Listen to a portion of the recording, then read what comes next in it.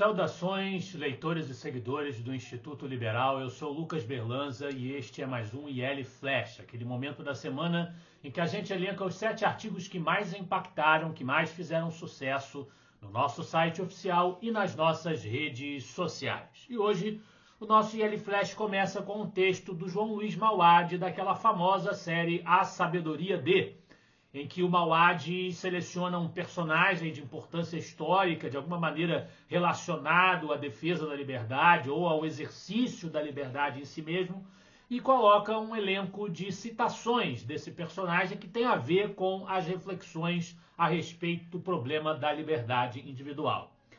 E esse texto da vez é A Sabedoria de Alexander Hamilton.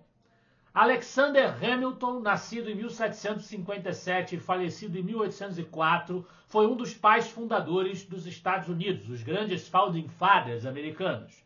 Foi o primeiro secretário do Tesouro norte-americano e um dos principais autores dos Federalist Papers, documentos que condensam ali o pensamento dos fundadores, aqueles que estabeleceram as bases fundantes da nacionalidade norte-americana. Um defensor incansável da Constituição, do valor do constitucionalismo, Hamilton via na lei o alicerce da liberdade. Então, temos aí um elenco de citações de Hamilton que tem a ver com a ideia da liberdade, a sua importância e o seu atrelamento à institucionalidade jurídica, ao texto fundamental da nação, que é a Constituição. Quem não tem nada que ver com respeito e devoção à Constituição é a autoridade judiciária brasileira. E mais uma vez o assunto envolve os nossos judistocratas no texto da Kátia Magalhães na coluna Judiciário em Foco. IOF, a ressignificação da conciliação junto ao novo poder moderador. O texto fala do Gilmar Palusa, aquele evento, a conferência que o Gilmar Mendes, ministro do STF, realiza, protagoniza no exterior. E o texto vai nos dizer que em plena Gilmar Palusa, uma única canetada conseguiu ofuscar os acertamentos do evento classificado pela Transparência Internacional como sendo o maior lobby judicial do planeta. Tratou-se de um despacho do ministro Alexandre de Moraes, mais uma vez ele, que durante o convescote do Gilmar Mendes em Lisboa, suspendeu em caráter liminar tanto o decreto de Lula, que elevava a alíquota do IOF, quanto o decreto legislativo do parlamento, que derrubava a determinação presidencial. Não satisfeito com o cancelamento simultâneo de deliberações de ambos os poderes, executivo e legislativo, o Moraes ainda designou uma audiência de conciliação, onde ele colocará frente a frente os representantes dos dois poderes para que, sob o martelo alexandrino, dialoguem sobre política fiscal. Tudo sob a alegação de que o indesejável embate entre as medidas do executivo e do legislativo contrariaria a independência e a harmonia entre os poderes, princípios republicanos que, sob a ótica togada, cabe ao STF restaurar via conciliação.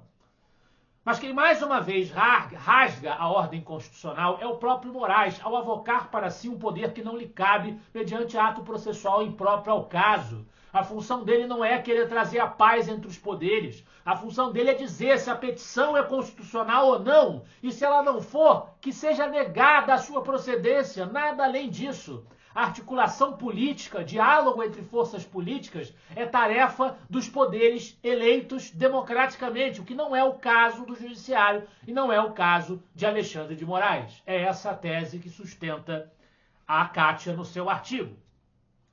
Dando uma pausa nos dramas nacionais, nós passamos por mais um A Sabedoria de, do João Luiz Mauad. Desta vez, A Sabedoria de Arthur Conan Doyle. Arthur Ignatius Conan Doyle, escritor e médico escocês, que nasceu em 22 de maio de 1859 e morreu em 7 de julho de 1930, foi o autor das histórias de detetive, as famosas histórias de detetive de Sherlock Holmes, criador do personagem conhecido no mundo dos amantes de narrativas de mistério, de investigação. Conan Doyle escreveu algumas frases que têm a ver com a questão da liberdade e elas estão aí listadas no texto compartilhado conosco pelo João Luiz Mauad. Respiramos, voltamos ao problema judiciário brasileiro. desta vez com o texto do professor Ricardo Vélez Rodrigues, conselheiro superior do nosso Instituto Liberal, uma figura de grande importância no pensamento brasileiro, um colombiano naturalizado brasileiro. O seu texto, O Patrimonialismo Judicializado, segundo o professor Adriano Janturco. O texto do Vélez comenta outro texto, de autoria do Adriano Janturco, professor, cientista político, também conselheiro superior do Instituto Liberal, na coluna dele no jornal Gazeta do Povo de Curitiba, no dia 5 de julho desse ano, em que o Adriano Janturco diz que o Brasil está inovando em matéria de ditadura, né? Nós temos um novo tipo de ditadura, um presidencialismo de judicialização. A gente se acostumou a falar em presidencialismo de coalizão, como o sistema político em vigência no Brasil, e o Janturco sustentou que, na verdade, hoje, nesse momento, pelo menos a partir de 2019, o Brasil passou a ter um presidencialismo de judicialização, no qual o presidente da República, o Lula, se escora em decisões do judiciário, provocando o judiciário, ou ele próprio, ou através de aliados, né, a fim de impor as suas vontades quando o poder legislativo ou a sociedade contrariam os seus desejos. Assim, o Janturco caracterizou o novo modus governandi, nas palavras do professor Vélez, que substituiu o presidencialismo de coalizão que imperava antes. Não há dúvida para qualquer amante da democracia que isto é um retrocesso, que isto é uma piora. É a invenção de um problema novo, que é uma nova variante de um problema velho, o autoritarismo brasileiro. E os liberais não podem ter outra prioridade que não combater esse estado de coisas e tentar fazer com que ele seja revertido. O que é uma luta que nos acompanha há muito tempo, não importa se dentro do presidencialismo de judicialização ou fora dele, é o problema econômico, o problema da liberdade de empreender, e é este o assunto do texto do professor Alex Pipkin. Sobre a liberdade de empreender, quem cria, quem sabota. O professor Pipkin vem nos dizer que os criadores de riqueza não querem favores, eles querem apenas que o Estado não atrapalhe, que pare de agir como agiota institucional e comece ao menos uma vez a servir aqueles que realmente movem o país, os criadores de riqueza. É hora de inverter a equação. O protagonista da justiça social não é o Estado, é o empreendedor.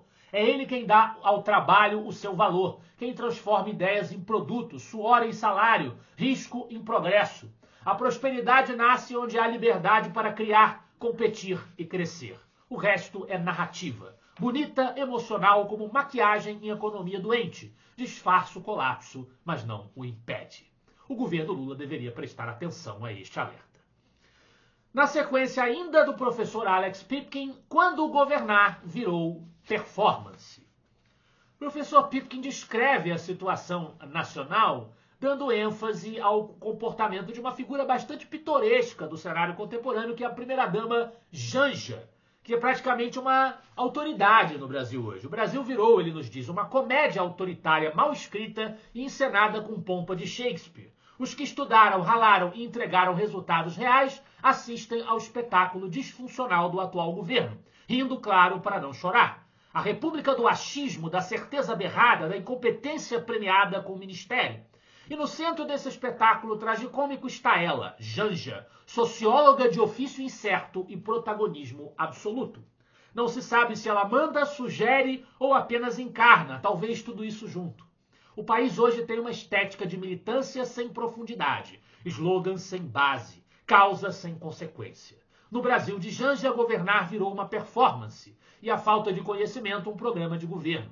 Como no bordão do narrador esportivo Geraldo José de Almeida, o que é isso, minha gente? É a síntese feita pelo professor Pipkin. E na liderança do IL Flash de hoje, de autoria do Gabriel Wilhans, o desprezo da grande corte por nós, os pequenos tiranos soberanos.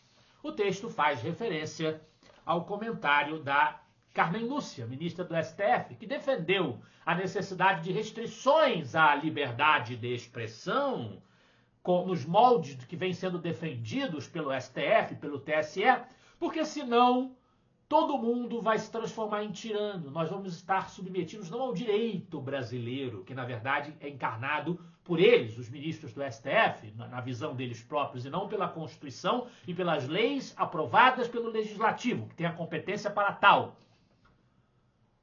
Mas nós não estaremos regidos pelo direito brasileiro, estaremos regidos pela vontade dos 217 milhões de brasileiros, de cada um deles, impondo-se sobre o direito. É a forma como ela usa para criticar a liberdade individual. Na verdade, essa maneira dela dizer, como nos diz o Gabriel Wilhers, que soberano é o STF. Supremo é o Supremo Tribunal Federal, acima de todas as coisas. Né? Essa é a ideia que está aí. E o Gabriel responde, não, minúsculos tiranos togados, soberano é o povo, e isso não sou eu, mas a Constituição que diz. E é esse mesmo povo diuturnamente espezinhado pelas botas lustradas com nosso suor, quem pela via democrática que vocês, os ministros do Supremo, tanto desprezam, há de tratar de colocá-los de volta em seus devidos lugares.